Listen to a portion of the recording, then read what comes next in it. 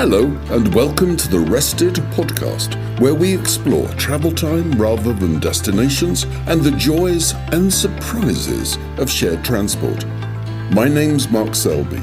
I love the theatre of travel, discovering the stories of journeys and learning how people use their travel time. My friend Ian is an engineer. He's been fascinated with cars since we were schoolboys.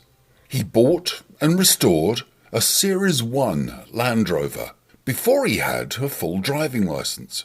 It was called the Delta Lady, inspired by Leon Russell's song. Since then, he's owned and maintained many vehicles. I particularly liked his Lotus Europa Special. In our youth, we'd go on weekend road trips. To add variety to the journeys, we'd toss a coin when we came to major junctions to determine whether we'd turn left or right. This random decision-making took us to new, unknown places until we needed to find a bed for the night.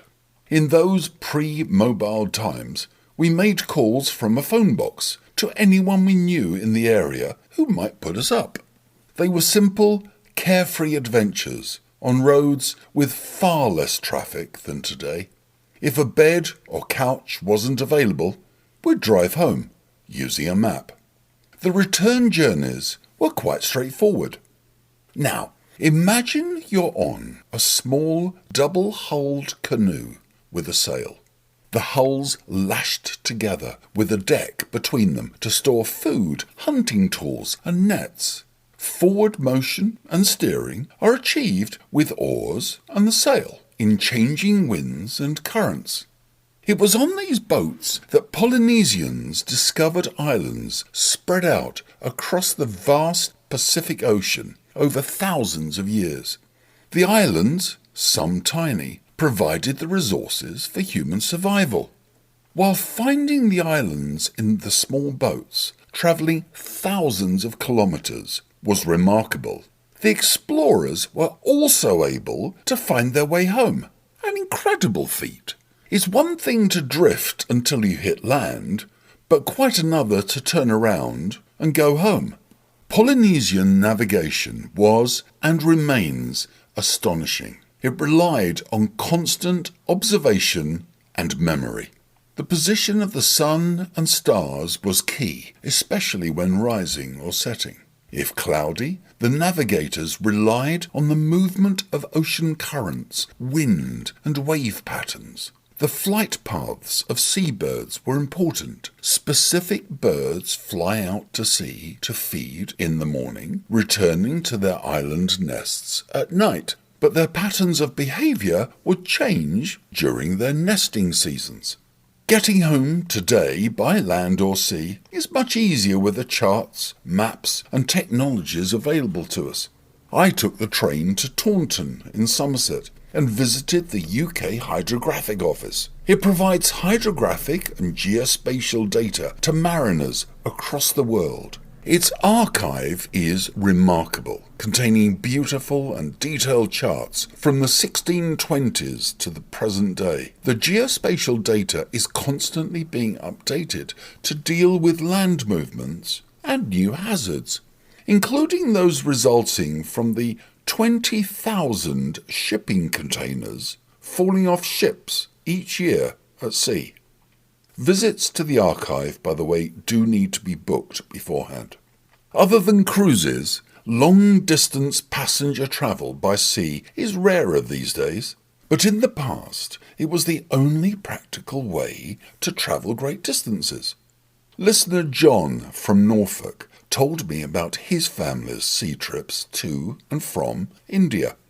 John's mother, Jane, was born in India. Her father, Harold, was a colonel in the British Indian Army. In those days, the sea journey from Britain to India took a considerable amount of time, and Jane made the trip several times.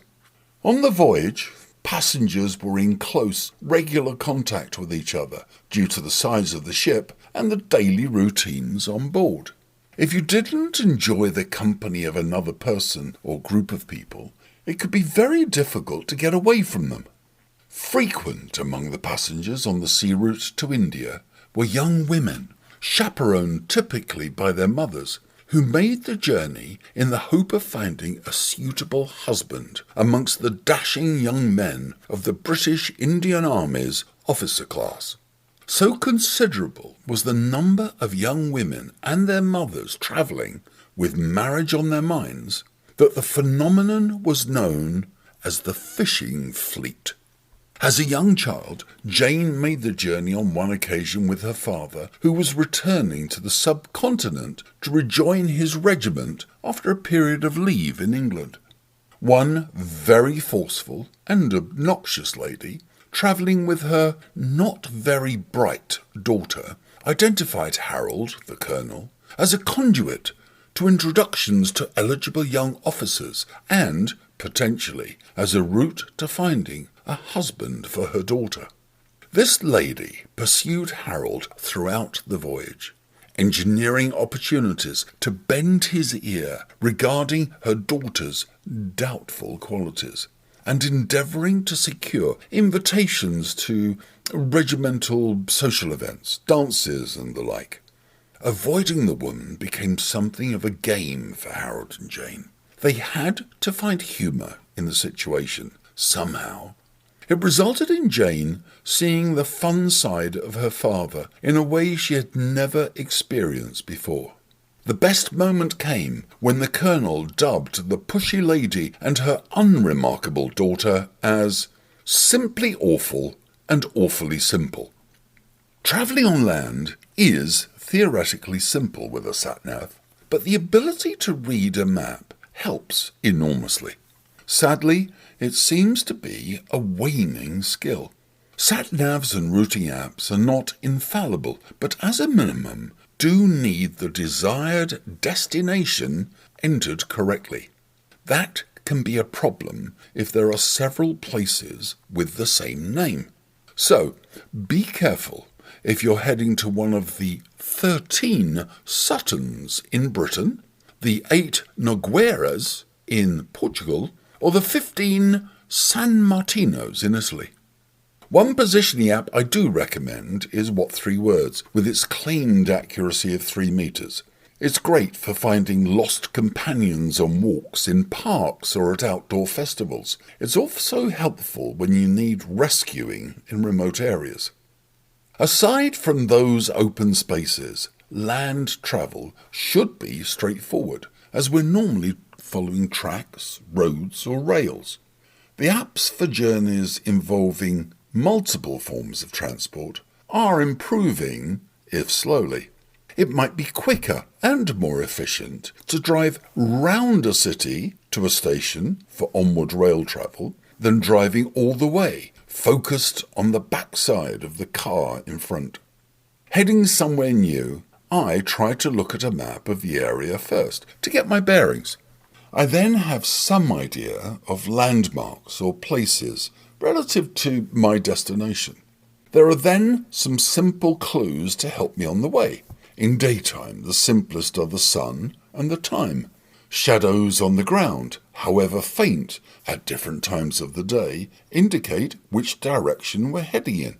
On a sunny morning, the sun is rising in the east, so the shadows are pointing west. Walking in the woods, in the northern hemisphere, the moss grows on the northern side of tree trunks, where they're normally in shadow. Of course, the opposite is true in the southern hemisphere. Very basic but helpful indicators. Nothing like the extraordinary Polynesian wayfinding. Just remember that if you're swimming in the sea late in the afternoon, follow the seabirds overhead, returning to their nests, and you'll find land. I mentioned my random journeys with Ian. He's currently maintaining a Stolly, the nickname for a great 6-wheel drive amphibious Alvis Stewart open truck. We went for a ride on the streets of Henley-on-Thames, famous for the Henley Regatta, then turned left and took it for a sail on the Thames. It really was a strange experience. Being a river, there was no need to toss a coin. Ian lives near Highclere Castle, the setting for Downton Abbey, and less than 5 miles from the town of Newbury.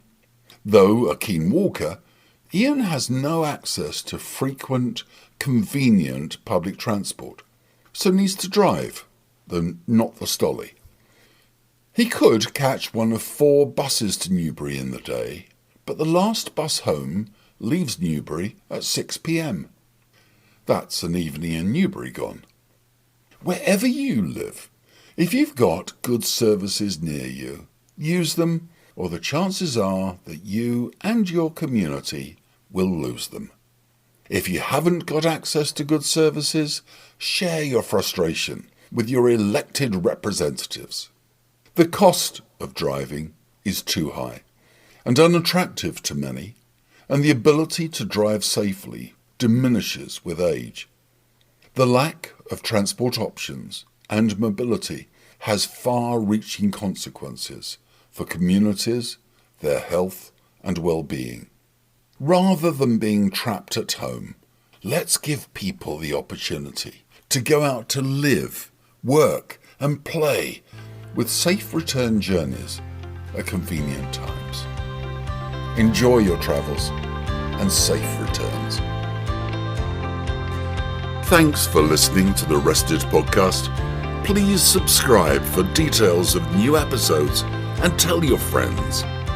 I look forward to reading and sharing your travel stories.